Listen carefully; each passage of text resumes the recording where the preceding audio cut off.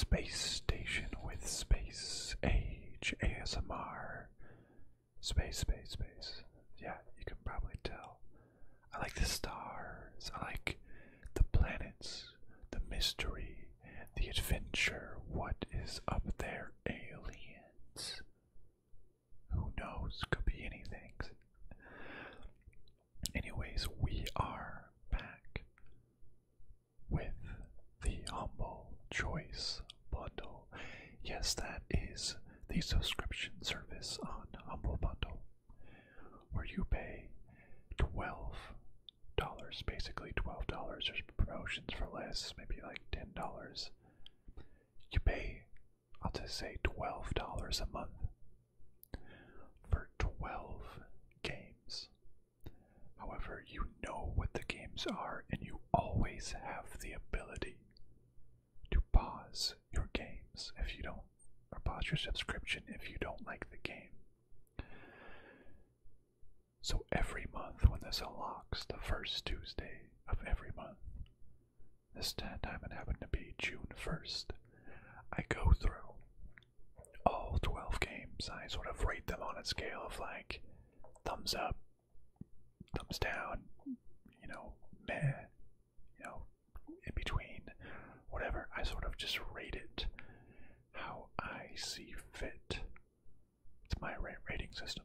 And I decide if this is worth my, $12. Do I get $12 of value out of this? Keep in mind, I have so many games already on Steam, a frankly ludicrous amount. Don't even ask, but if you do want to ask in the comments, I'll answer. It's ridiculous. So, a game has to be really good for me to actually want to play it and think it's one that I'll actually play, because I don't want to spend money on games that I will never play, which is what I currently do, but I want to get better at that. So I'm trying to be a little better with that.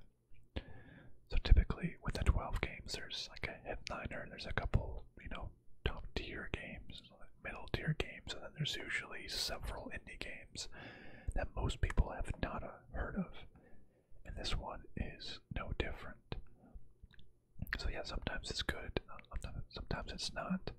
I live streamed my last month choices.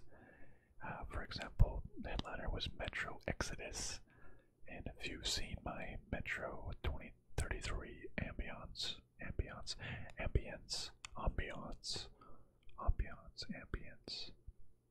I like ambience because it sounds funnier, or sounds more sophisticated.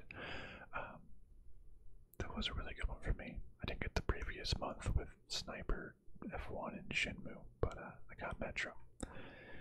So for the 12 games for this month, June 2021, they are Sid Meier's Civilization 6 Platinum Edition, Secret Neighbor, Stubbs the Zombie in Rebel Without a Pulse, Worms Rumble Plus Legends Pack, Going Under, Panzer Paladin, Milky Way Prince the Vampire Star, Desolate, Ikenfell, Paw Paw Paw, Effie, and Disjunction. So obviously Civilization's the headliner here. I've heard of Secret Neighbor, they get into a lot of games that I haven't heard of, but just because I haven't heard of them doesn't mean they are good games. Doesn't mean that they aren't good games, rather. Doesn't mean that they're good games either. So I want to go in there and really see what they look like. So I have all 12 games ready to look at. So let's start by looking at game number 1, Civilization 6 Platinum Edition. Well, and to start off, I own Civilization 6, just the base version.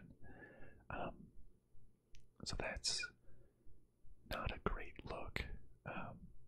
No, not a great first look if I own the major headliner. But to be fair, Platinum Edition includes a couple things I don't have, like Poland, which is negative reviews for some reason, Persia and Macedonia, Nubia, Khmer, and Tunisia. So a couple random packs, but it's the big two, Rise and Fall and Gathering Storm, are sort of the major expansion packs for Civilization. If I'm looking at these two here, they have not great 50 to 60% reviews. Oh yes, let me read Civilization, the description, like I always like to do. Civilization 6 offers new ways to interact with your world, expand your empire across the map, advance your culture, and compete against history's greatest leaders to build a civilization that will stand the test of time. Play one of 20 historical leaders, including Roosevelt, America, and Victoria, England. Now I've put, where does it say? I've put 41 hours or so into Civilization. If I were to look at Civilization 5, for example, I have put 116 hours into Civilization 5. Now I like Civ 6, 95%. I remember playing Civilization 4 a lot when I was younger. That's where I first heard the amazing, the title music screen, Baba Yetu. Baba Yetu, Yetu, Yetinkuni, Yetu, Yetu, Ami, Baba, Yetu, Yetu, Yet. Anyways, beautiful song, Baba Yetu, Babayetu, by Christopher Tin, I believe. Beautiful, beautiful song. And then I remember Civilization 5 came out, and it was really, really good, and a good time. And then when Civ 6 came out, I don't know why, but I didn't play it as much. Maybe, I'm getting older, my life is busier, so I can't just put hours into it. But maybe there's something about the game. I felt like I really like starting Civilization games and the map being open and I'm over there creating cities and towns and growing it. But the end game is always just so boring to me. You're just like super long terms where you're fighting with military. Your cities aren't growing too much. Kind of just going back and forth. It's kind of a slog. I love the expansion aspect, like new cities, creating your borders. The fighting was kind of always my least favorite part. So I always kind of like beat her out towards the end. But I mean, so the only thing I would be getting here then would be the two expansions, which, Rise and Fall, which is Rise and Fall brings out new choices, strategies, and challenges. Can you inspire the loyalty of the people, or will you lose cities to your rivals? So it looks like there's loyalties to keep your borders intact, like rebels, a new governor system, great ages, loyalty, governors, allies. Doesn't have great reviews. However, if you want these features, just buy Gathering Storm. Almost everything from Rise and Falls is included there. Or Civ game, the loyalty rebellion system ruined the game. I can't go one game with my entire civilization rebelling because of pressure from other citizens. All the features are in Gathering Storm, so it's like, okay, well, I guess we might as well just look at Gathering Storm, which I believe has to do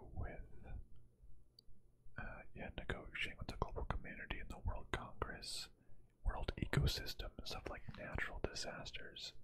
So this is probably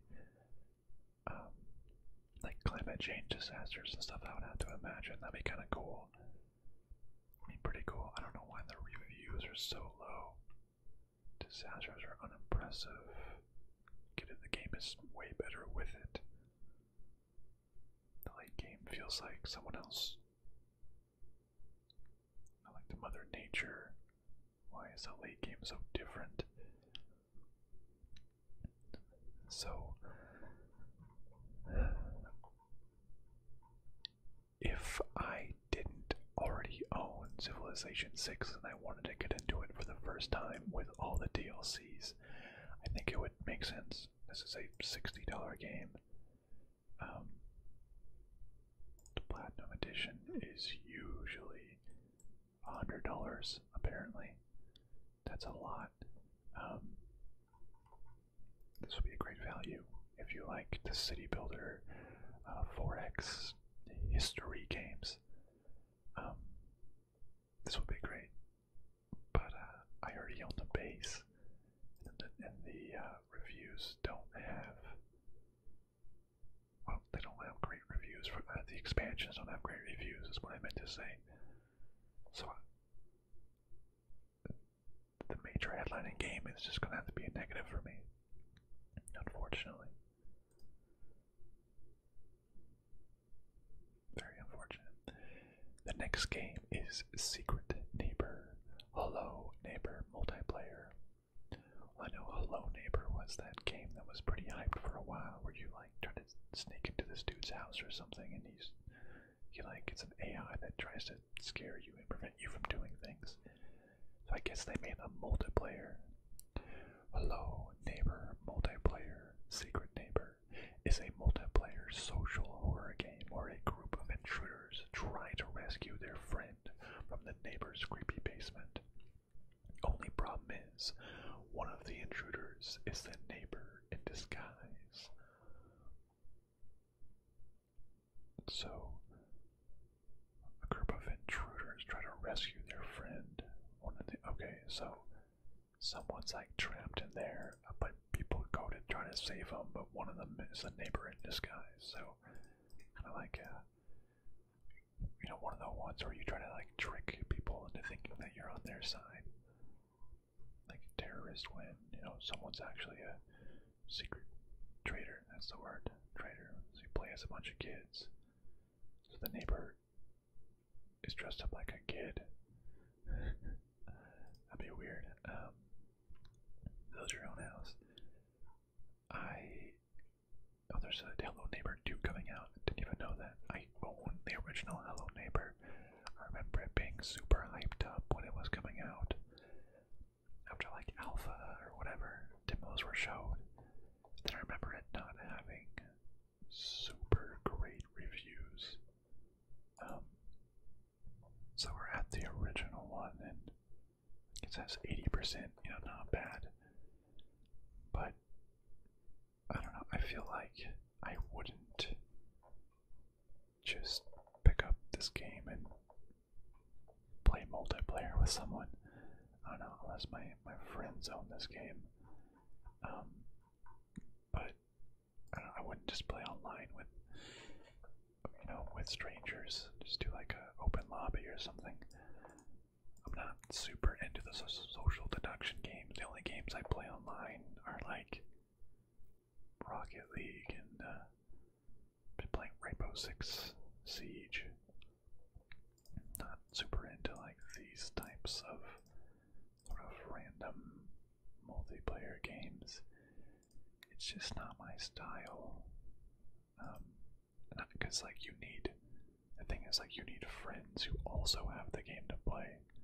That's the only time I play multiplayer games is if I'm playing it with a friend, really. And most of my friends aren't gonna buy this Humble Bundle game, so this is a negative. I'm not gonna play it. Oh yeah, Civilization is also a negative. Well, I mean, I'm sure it'll still be fun for a lot of people, but just not for me. The next game is Stubbs the Zombie in Rebel Without a Pulse.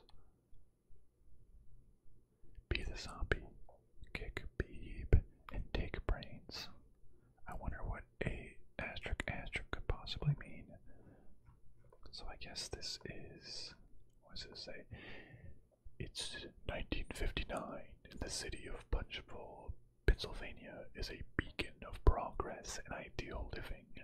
Show the living that law and order are no match for a dead man on a mission. Your boyfriend's back. Your boyfriend's back, Maggie. And Punchbowl is gonna be in trouble. What? Your boyfriend's back, Maggie. Like your boyfriend is back. Like you're referring to Maggie. Your boyfriend's back, Maggie. That's a confusing sentence structure. So what I think is that this is a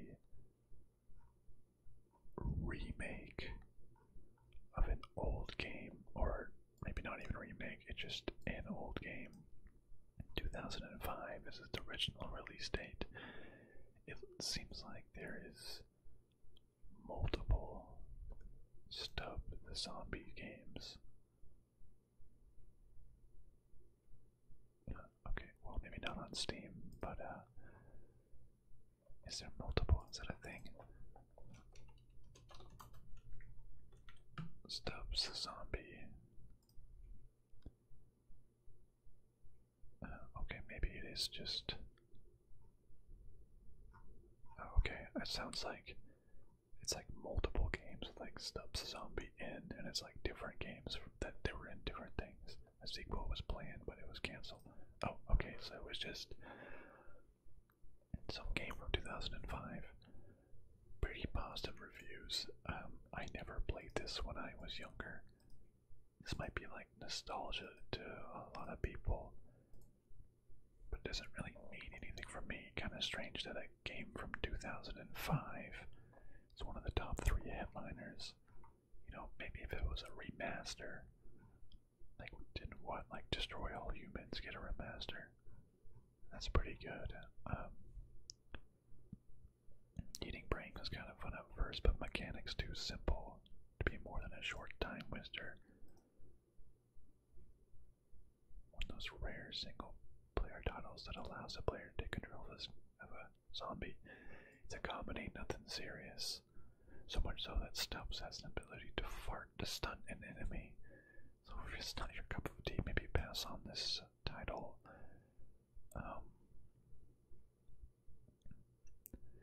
I mean, it sounds kind of like Destroy All Humans, bro. It's just completely funny and ridiculous and bonkers. Would it be fun? Maybe. I don't know if it's so loud. Undeaders. It's quite my thing. Rebel Without a Pulse. Clearly, it's. I don't know where it's going with. It's like trying to do some like movie thing. It's like James Dean in Rebel Without a. What was it? Rebel Without a Cause. Is the title it's clearly referencing here. Undead Salesman. I mean, maybe if it was a remake or something. I mean, would I play this over other games? I don't know if I actually would. I'm gonna give this one a meh, just because it's like it kind of maybe sounds silly for a little bit. Oh yeah, I need to open up.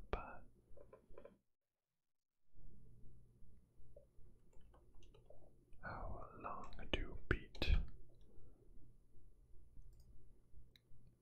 I like going to the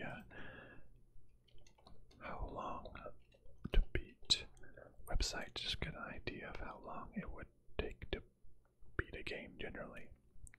I know that a game's value isn't always tied in to how long it takes to beat it, but just know it's a pretty short game. I mean, if this was like a 40-hour game somehow, I'd be like, goodness, I would get honestly kind of bored. That's a decent amount of time. I don't know. Probably wouldn't play it though. I'm just giving it a meh. next game is Worms Rumble. Now I used to like a lot of the older Worms games. Oh yeah, Worms Rumble is Worms like you've never played it before, with intense, real-time, arena-based, 32-player cross-platform combat. Get ready for deathmatch and last worm standing modes where you're only ever a holy hand grenade away from death. Those used to be kind of fun. The old, like, turn-based Worms game. A long time ago I used to play some of those. Guess now it's, this must be the newest one. Yeah, it came out December of last year, 2020. Only 50% user reviews. A rough reason of 27, 80% overall. Not sure why it has so many negative reviews. Total departure. 14 players or online total. It's a dead game. That was peak server numbers. Yikes. Okay, bad marketing. You know, it's fun, but there's no one to pay for it. That's probably why they put it in the Humble Bundle. So I guess it's like, it's basically dead. This probably would be a good free-to-play game. I don't know, Worms is kind of fun. Again, another sort of like multiplayer game that unless I had, you know, 32 friends all playing at the same time, I don't know if I'd ever get around to playing it. I remember Worms, though, in general being fun, like the punch, the bad rockets, you know, trip mines, all the crazy fun stuff. It'd be weird for it to be real time, though, but, you know, I guess it could be okay, but I'm giving this one just a meh. A meh for maybe it's fun, but if it's a dead game, dead player plays, and I have no friends to play it with, then I don't think I want to actually play it. Sorry. The next game is Going Under. Going Under is a satirical dungeon crawler about exploring the cursed ruins of failed tech startups. As an unpaid intern in the dystopian city of Neo Cascadia, you'll wield office junk as weaponry as you make your way through the offbeat procedural dungeons beneath your company campus. First off, it has 95% reviews, very good reviews. A very, very silly premise, dungeons of failed tech startups. That just sounds hilarious. Oh, it even has the pop socket of the logo. That's really funny, just all the swag. I'm not really much into roguelike type games, but I can just imagine all of the jokes that this game would have to offer. As a tech startup, that'd just be so funny. It has really, really good reviews. Not huge about like procedurally generated games with missions and level. Like they kind of just, even though they're always different, it kind of starts feeling the same. That's almost a contradiction, but you might know what I mean. I'd rather there be like limited but handcrafted levels that always make sense and always sort of leads you the right way. It's funny, you're being an unpaid intern and you're just using office equipment to beat people up. Honestly, this looks pretty fun. Not all of you heroes get paychecks, horrible bosses. Those like different boss battles. A world of characters. Today's peak's not very high, but this is a single player, so it doesn't really matter. One of my favorite gameplay, art, and writing all weaves together nicely. I think this is pretty funny. Funny, awesome game. Very, very beautiful. This one has simple, repetitive, and clunky controls. Chunky controls. Controls. Or chunky. Chunky.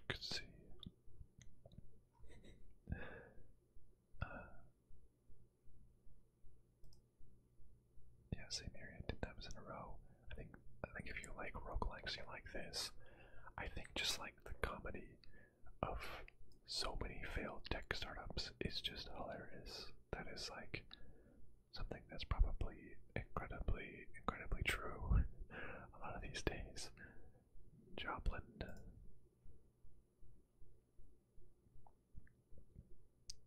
I can imagine just all of the joke potential that, I mean, I've never worked in a tech startup, but, you know, you hear it a lot, sort of what it's about.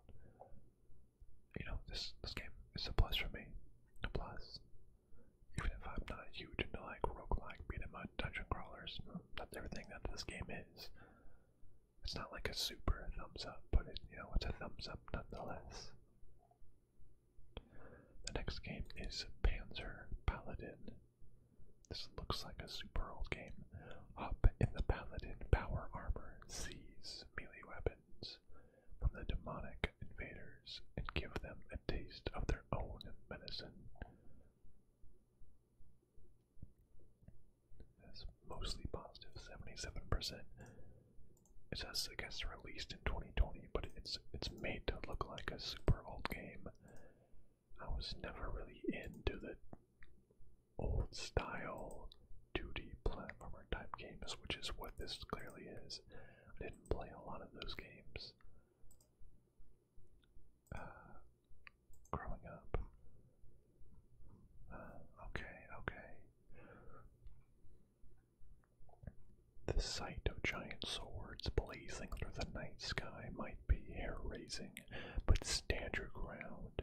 The sinister Ravenous and his legions of brutal demons are poised for battle. Even all of the armies in the world can't stop them, but humanity has one final ace in the hole, cutting-edge power armor called Paladin. So it's kind of like Fallout power armor, or the Liberty Prime. I imagine this was fun for a lot of people. 48. Today's all-time peak is 66 players. That's not a lot. 0 to 2,000 owners. Can't find any reason to play this instead of Mega Man. You know, it looks like fun side-scrolling action, interesting weapon breaking. Oh, I hate it when my weapons break in a game. Shovel Knight, Hollow Knight. Haven't played either of those. Hard mode. I hate hard mode. I'd sound like such a wimp, but I hate hard games. Challenging, but lots of fun. Gameplay is incredibly uninspiring. Levels are repetitive. It's a short game, so it's bearable. Interesting. Turned off by weapon degradation.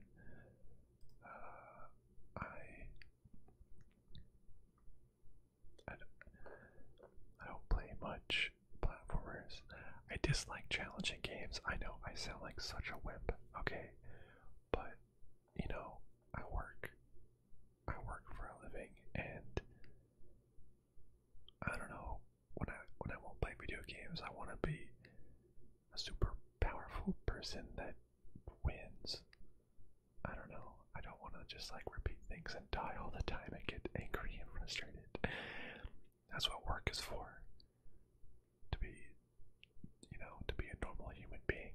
I play video games for the escape, man. So I can do something amazing. I don't want to die. Call me a wimp. I can take it. Maybe I can't. That's kind of loud.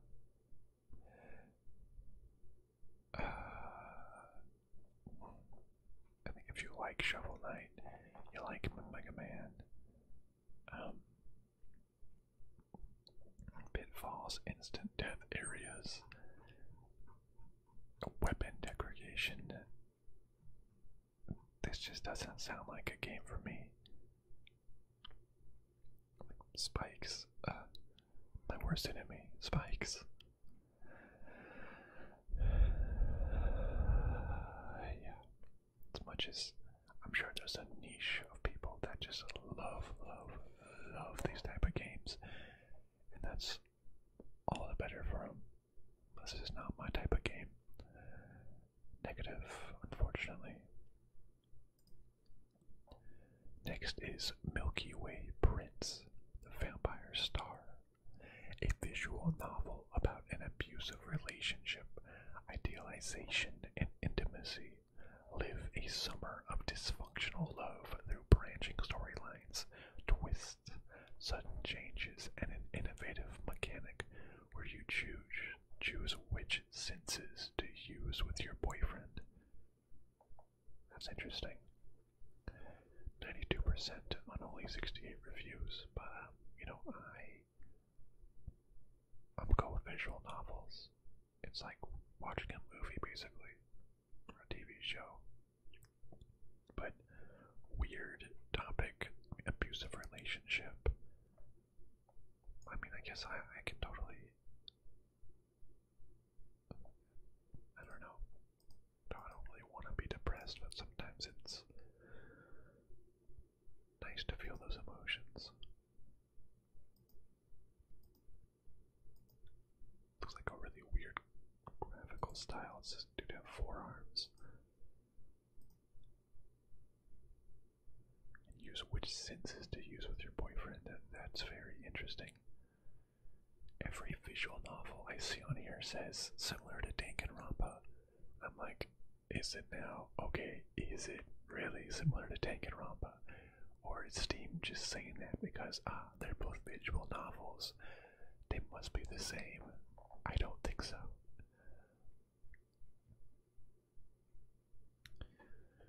Oh, it's designed, programmed, illustrated, and scored by a single person. That's really cool. So this might be distressing for some people.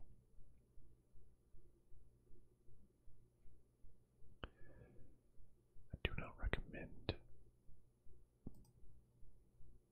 So it sounds like it's a story that will hurt you. So if you've gone through something similar, you may find. If you haven't gone through something similar, so I guess it touches a nerve for people. Yeah, I guess if you have that sort of intimacy, abusive relationship, this might be very relevant and almost therapeutic, potentially, almost in the way that digging into yourself and seeing what troubled you reflected in others and just knowing you aren't alone, it hurts, but somewhat comforting. I don't think this is necessarily something that fits myself. I would like to say that I'm open to it, open to experiences and seeing new viewpoints like this. I don't know, a lot of people, they can relate. This seems like it's a incredible crying, a lot of inner dialogue, bipolar disorder. I don't struggle with that. Okay, very unsettling, a lot of people are saying. I went into looking at this thinking I would like it, but it does seem somewhat unsettling in a certain way, and I don't know how much I would exactly relate to what it's trying to get across. That's fine. But this game would be exactly what a lot of people need, but maybe just not myself. But I like visual novels, and this has just a very, very strange but unique looking art style. I'm going to give it a meh, like a meh, halfway up, meh up. I don't know. Probably just a meh, if I'm going to be honest. I may not actually play it. I like feeling feelings. You know, I've cried at some video games before. Nothing to be ashamed of. It's good to have emotions. But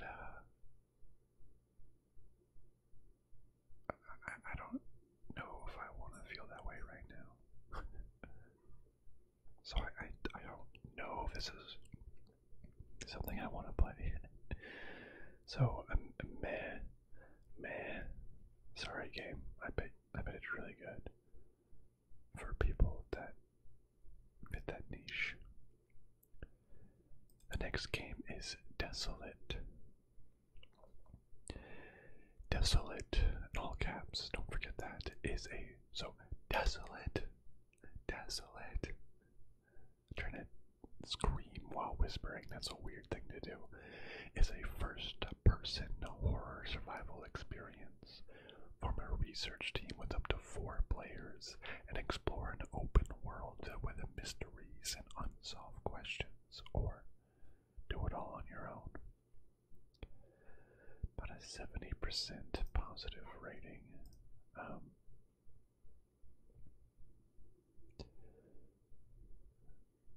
So it's just survival. Is that like? Looks like it's post-apocalyptic, but also kind of look like, was that aliens? That doesn't look human. Is that aliens? Oh yeah, there's some like crazy looking Metro Stalker feeling. Okay. Looks kind of interesting with the people. Open world. 2 years ago, Gretcheny Island became the epicenter of a large-scale disaster of unknown origin. The New Light conglomerate covered up this catastrophic event and now aims to rectify the consequences as much as they can. Okay. Wow, actually, that's quite a bit of owners, 200 to 500,000. I'm a fan of shooters. I'm a fan of post-apocalyptic games. I've played Dying Light. So far, I like Dying Light. Did not like this one. Spend most of your time running through an empty forest. Really feels like a Stalker clone. But it's bad. I'm not sure why I keep falling with these type of games. It's your generic early access survival game. That's exactly what I was sort of thinking. There are so many just open world survival games out there, just like so many of them. I don't know what would make them stand out from the rest, and like, I bet this game would be so much better if you play with 4 players, but I probably wouldn't play this with anybody else, and I bet if I was to play it by myself, it would just be pretty boring, honestly. Yeah, it looks kind of cool. Apparently the combat's bad.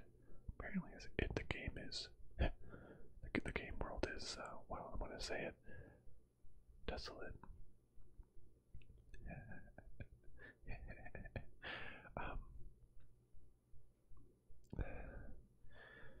There's just so many co-op open world survival games.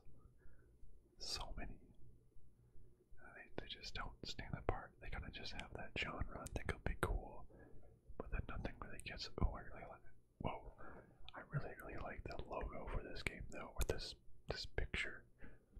How they have like the bear in this dude's jacket, and like the head is like a forest. That just looks super cool though. Spend all their money on the art budget. Art-wise, looks really cool. That's about it. Gonna have to be negative. Open world survivor horror games are just pretty much the same. This one doesn't have like super reviews, so why would I play it over any other one that is out there? I'm sorry, Desolate. It looks really cool. The next game is Ikenfell, a turn-based tactical RPG about a group of troublesome magic students. Use timing mechanics to power your spells and block attacks. Explore the twisted halls of a vast magic school. Fight challenging monsters and bosses, and uncover dark secrets never meant to be found. Good reviews, 1995. Really has that like old school aesthetic to it, like Pokemon and stuff. Not a huge fan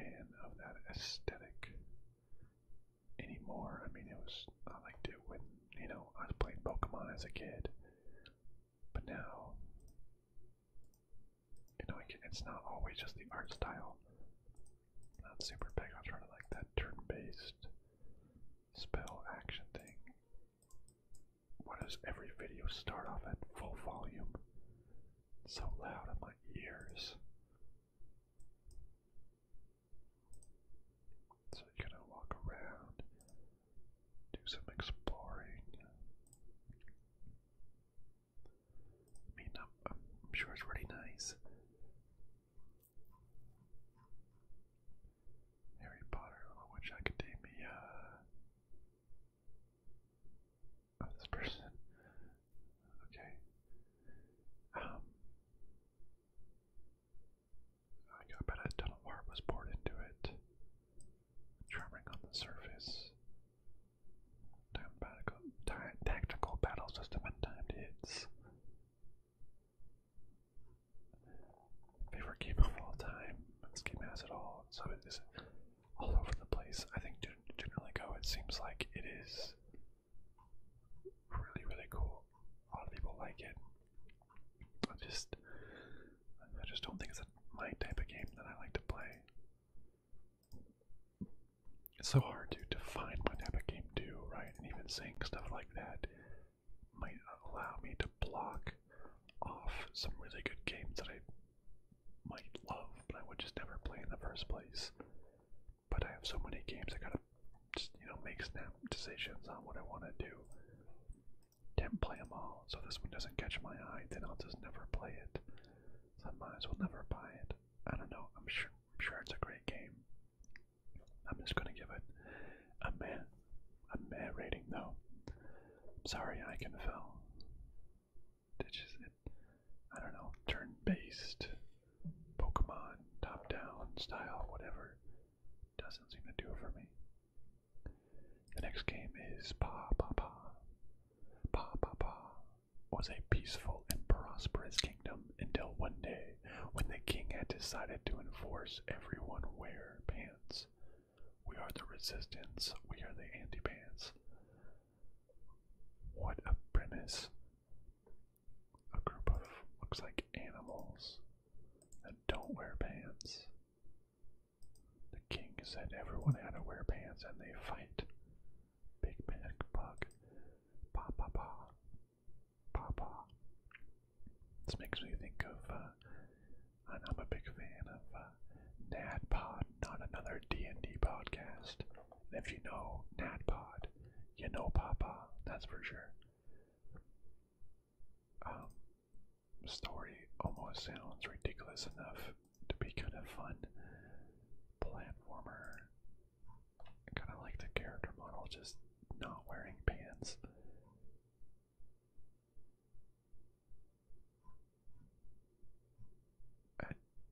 It's sort of like real time shooting stuff, just flying through everywhere. I don't know, maybe Outpost. Like it might be kind of silly. Detection is wonky. It's a co-op game. Beat 'em up side view, even more fun than its two-dimensional game.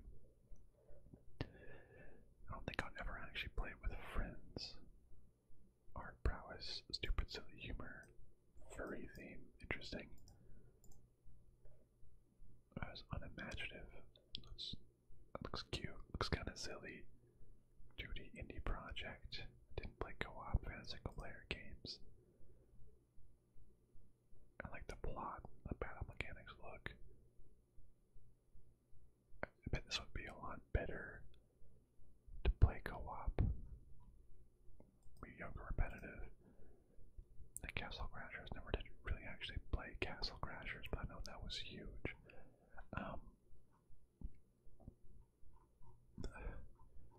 It looks kind of fun, looks kind of silly. I don't know if anyone to play it co-op with. I don't think I played over everything else, so I think just gotta give it a meh. Honestly, just gotta give it a meh. It looks kind of silly, but it does look kind of like repetitive though. Especially if I just do it single player. Yeah. The next game is Effie. Effie is a 3D action-adventure game that combines classic elements from the genre, such as combat, platforming, and puzzles, with the exploration of an expanded world. Live a unique fantasy adventure and relive the look and feel of old-school video games. 80% positive. Came out in 2020 as well.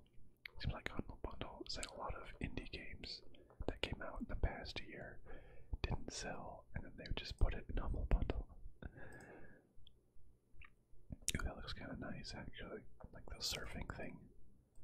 Looks like a, I don't know, Spyro or Mario sort of world. Like, you know, like the open world. You kind of can just like 3D platforming is what I meant by that. Didn't play a lot of those games. The surfing thing was kind of silly.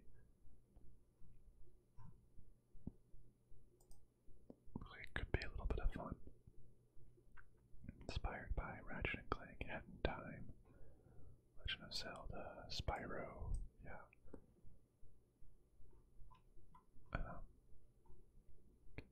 Yeah, Spyro.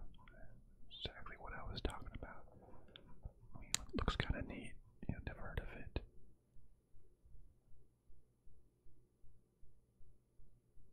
Like two copies of not a lot of different animations. Saying it's fun. How unpolished it is. Animations aren't great. There's a move you have to watch in slow motion every time. So I mean, it's like most 3D platformers. Seems like it needs some more polishing. Charming and delightful. I don't play a lot of 3D platformers. Looks kind of cute. Looks kind of nice. The graphics look fun. Surfing thing looks kind of fun. Sure, I'll give it a thumbs up. Yeah, I'll give it a thumbs up. Will I actually ever play it?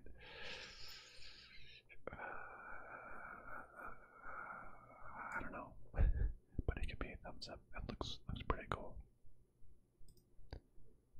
Disjunction. In a city driven by corruption, 3 hardened citizens rise to uncover a conspiracy threatening its fate.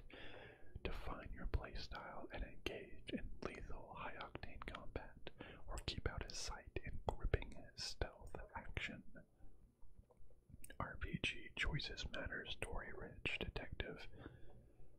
Now these are my... that describes what I'm looking for in a game. RPG, story-rich, choices matter. Like those 3 things. That's what I like in a game. I like a good story and characters. RPGs are fun. Looks pretty neat. Not huge on 2D. But this looks pretty cool. 83% positive.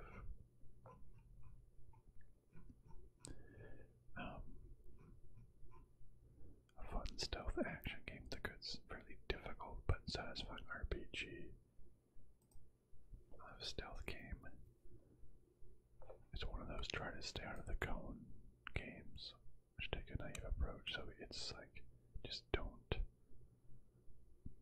Or so you're reacting to the movement. So probably something like, you know, I did play Hotline Miami. So amateurs but inspired. If you're looking for a cyberpunk game similar to games like Hotline Miami, that's kind of what I was saying. Thinking Man's Hotline Miami. Okay, Hotline Miami was very much thinking as well. It's nostalgia. Looks kind of cool. Not huge on the 3D in the game play, but I want to see a choices matter type game that just seems super cool. I'll give it a thumbs up. So yeah, why not? Thumbs up to Disjunction. That's it. We've gone over all 12 games. And let's do a quick review. So the main head letter, Civilization, thumbs down, because because I already own most of it, and the DLC doesn't seem to be worth it too much. Secret Neighbor, thumbs down. Stubbs, meh. Worms, meh. Going under, thumbs up. Panzer Paladin, thumbs down. Milky Prince, meh. Desolate, meh. Ikenfell, meh. Paw Paw, meh. Effie. Effie's like a thumbs up, kinda meh. Disjunction is a thumbs up. So, the only ones I gave a true thumbs up, I would say, is probably Going Under and Disjunction. I guess kind of Effie. If you're paying this much, I'm only giving 3 thumbs up to 3 indie games, not even the headliners. The biggest headliner is a negative, the second one is also a negative, and then the third one is just a meh.